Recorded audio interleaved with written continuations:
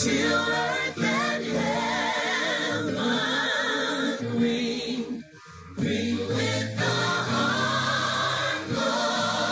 harmonies. That was the poem and song, Lift Every Voice and Sing, which is often referred to as the Black National Anthem.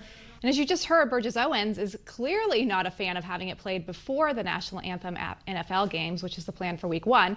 But let's bring in our company to discuss. With us today is Star Parker, the founder and president of Cure, and Ryan Bomberger, the co-founder of the RadianceFoundation.org. Welcome. Hey, it's great to be here. All right, well, great to have you guys. As I mentioned, we just talked to Burgess Owens, and he was talking pretty much about how this is a beautiful hymn, but at the same time, using it at the beginning of the NFL season, which is the plan right now, he said that it's telling us to be separate, yet equal, and it is bringing us a step back in the race war. Star, what are your thoughts? Well, the song is sacred. I love it. I'm not sure it belongs at a football game no more than I would play opera on the beach if I were having a party. But I think that what those that are trying to destabilize our society are attempting to do is bring us into this era to have a discussion about whether we're going to be a totalitarian Marxist country or are we going to be a country that really appreciates its founding principles of Christianity and capitalism and a constitution. So I'm pretty glad we're having the discussion, but I think that more Republicans and conservatives should engage this debate and start pushing back against those that are trying to have their will, even on private entities like football games. Ryan, what's your take? Do you think that this is the right move? Do you agree with Star and Owen that it's nice but really shouldn't be used because it continues to segregate us? Or is it a call to hear the people and say, yes, this is actually bringing us more together? I agree. I think simply by the fact that we refer to it as the Black National Anthem tells you everything we need to know about it. If we're going to be the United States of America, we have to have an anthem that unites us all. We can't have color-specific or race-specific anthems. So I'm in full agreement that I don't think it's needed.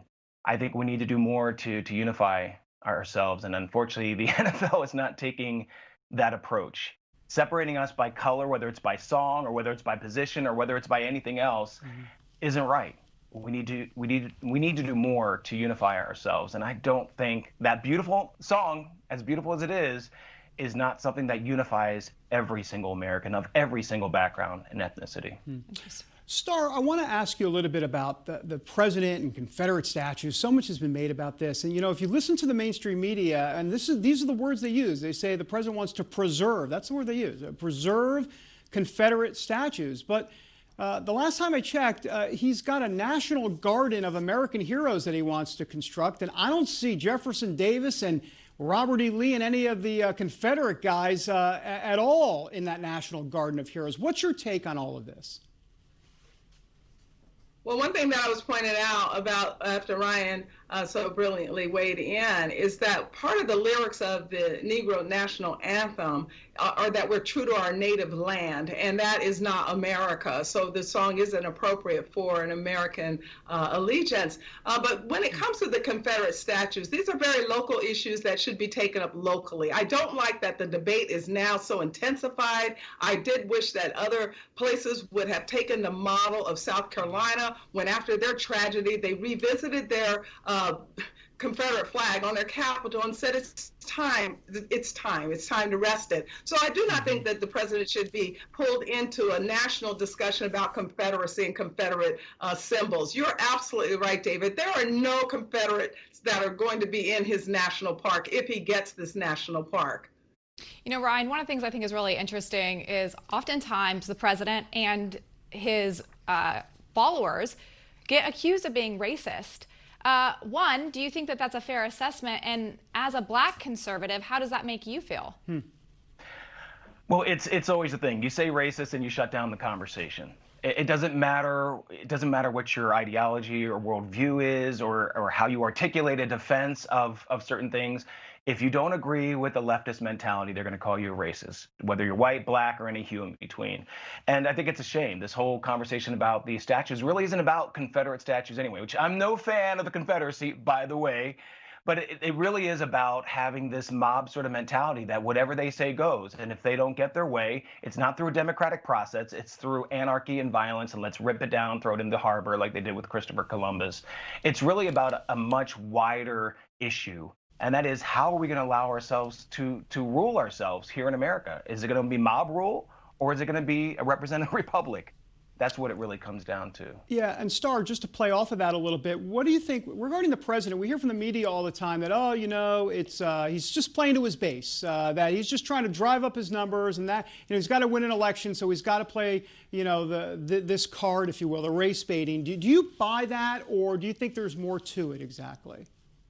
I think the president is speaking to his base, but let's keep in mind that his base are 62 million Americans who love this country, who do not believe that it's inherently evil, but that it's inherently good, that it's a liberator, that it's a free country. I think that we should also consider that his base are 2 million African Americans who went into that polling booth and voted for the president. So I have no problem with him speaking to those that understand why he is the president and then building from there. We should all appreciate that he is defending us now, that he walked across Lafayette Park with a Bible and stood in front of a church and said, we are a nation of a rule of law, understanding that rule of law is rooted in truth, and truth is rooted in God. That's what this culture war is about, and the anarchists have decided to make their voices very loud by wreaking havoc and domestic terrorism all across our country, and now the president and his base are pushing back. Ryan, the president has gotten a lot of heat lately for his comments, his tweet about Bubba Wallace. We talked to Burgess Owens about this a little bit earlier in the show, but you know, he did ask him to apologize. He said that Bubba Wallace should apologize for this whole thing, that it's a hoax. Do you think that the president crossed a line at all by tweeting that and calling on him to apologize? I think we have too many instances of people trying to be in the spotlight as a victim. And that's the case here. It was obviously not a noose meant for him, the garage pool. And it really illuminates so many of these instances, like a Jussie Smollett, who has to actually make up a crime of racism. I mean, if we're at that point in America, we actually have to hire people and pay them to pretend that you're being attacked because you're black. That's a problem. I think the bigger problem beyond Trump's tweet, beyond Bubba Wallace, is that we have too many people who are perfectly fine with victimhood. We're victors. We're a nation of victors of every background and hue. And I reject this sort of mentality that we have to constantly look at every minute thing to be offended by, to be, you know, some sort of victim of racism. There is real racism. I'm not denying them that exists. But what happens in the case like Bubba Wallace is that the real victims of racism, the real victims of injustice, get passed over for those who want to be in the spotlight as a fake victim.